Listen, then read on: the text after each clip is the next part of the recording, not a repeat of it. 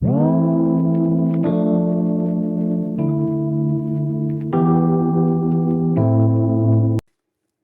morning, students. Once again, welcome in DSS online classes. This is Siyado, and today we are going to discuss the final topic of history chapter first: how, when, and where. And our today's particular topic is what official records do not tell. That means कि official records हमें क्या नहीं बताते हैं। जैसा कि आप जानते हैं कि जो ऑफिशियल रिकॉर्ड्स प्रिपेयर किए जाते थे, ऑफिशियल रिकॉर्ड्स जो बनाए जाते थे, वह गवर्नमेंट के अंडर में काम करने वाले ऑफिशियल्स के द्वारा वह रिकॉर्ड्स तैयार किए जाते थे, जिसके माध्यम से हिस्टोरियंस हिस्ट्री लिखते थे। तो जो हिस्टोरियंस होते थे, इतिहासकार होते थे, वह उसी गवर्नमेंट के अंडर में रह करके और हिस्ट्री लिखते थे। Just we are talking about the British government and the British historians. जैसा कि पीछे हम लोगों ने पढ़ा है, जेम्स मिल जो इंडियन हिस्ट्री को 3 पीरियड्स में डिवाइड किए हैं, और उसी के बारे में हम पढ़ रहे हैं कि जो जेम्स मिल थे, उन्होंने जब इंडियन हिस्ट्री को पीरियडाइज किया तो उनके जो रिकॉर्ड्स ऑफिशियल्स कलेक्ट किए जाते थे उनके अंग्रेज़ों के शासनकाल में, उसके माध्यम से ही उन्होंने इंडियन हिस्ट्री को डिस्क्राइब किया, और उस हिस्ट्री में उन्होंने इंडियंस को प्रिमिटिव बताया। चूँकि इंडियंस को प्रिमिटिव बताने का एक रीज़न था कि जो ऑफिशियल रिकॉर्ड्स उनके अधिकारियों ने तैयार किया था, उसी रिकॉर्ड्स के आधार पर, on the basis of that record which was collected by the British officials, James Mill wrote Indian history and periodized it.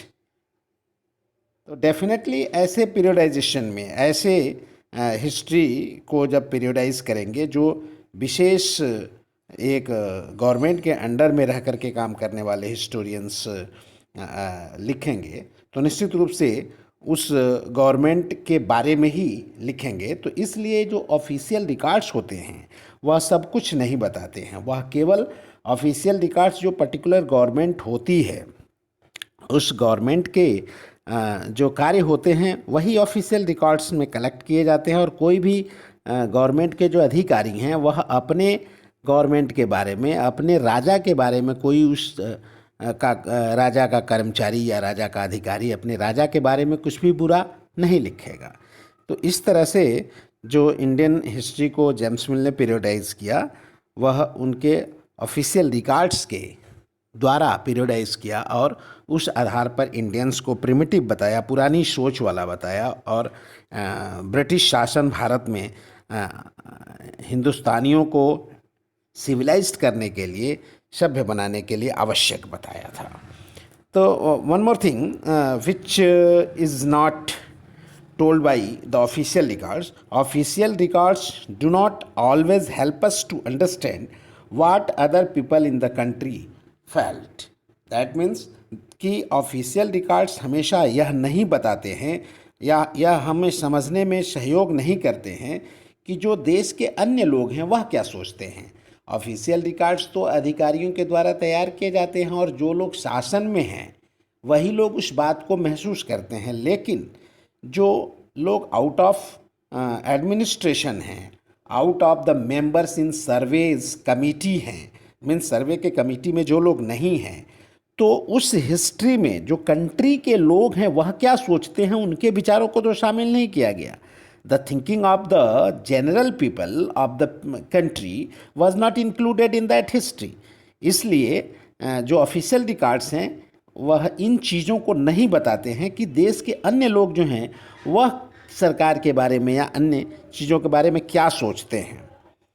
And what reactions of British rule in India people were not known to Britishers, यानी British सरकार के प्रति भारत में भारतीयों के का reaction क्या था, भारतीयों की प्रतिक्रिया क्या थी, इसके बारे में हिस्ट्री में कोई चर्चा नहीं की गई है, क्योंकि उसके बारे में उन्होंने जानकारी ही हासिल नहीं की कि इंडियंस जो लोग हैं, what the Indians thought about the Britishers who was ruling over them.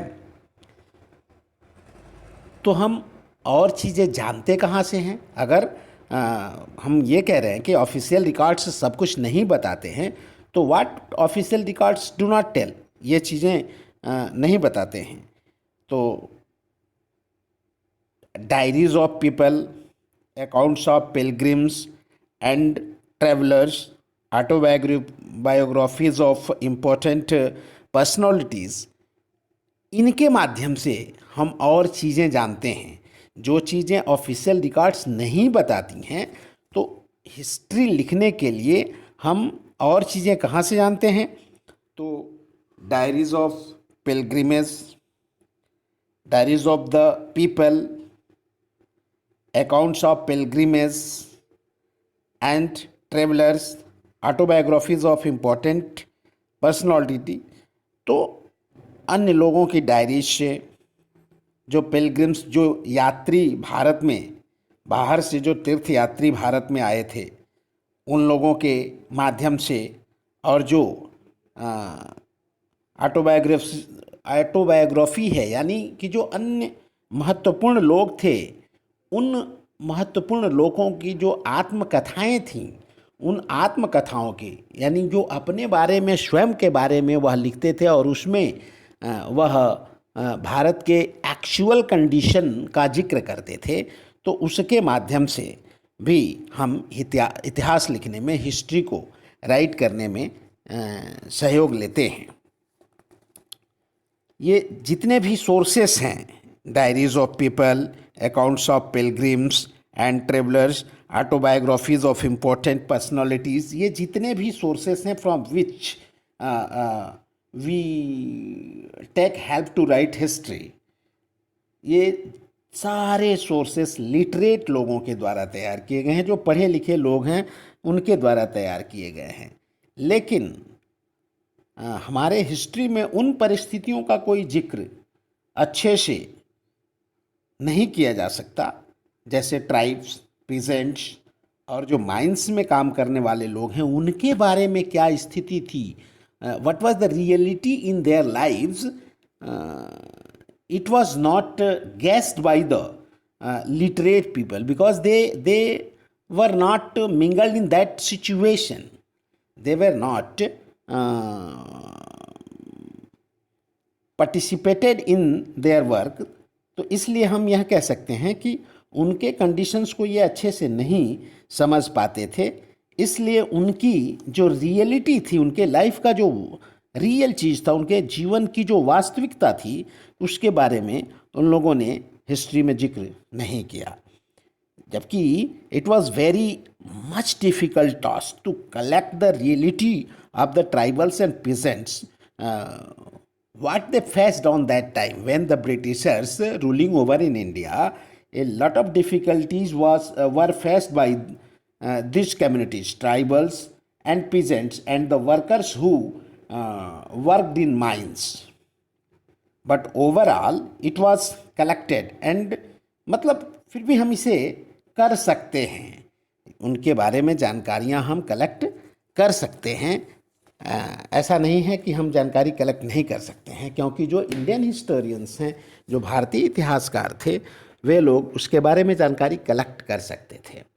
तो now our first chapter is over here, and in next video we will be going to discuss about our second book, civics.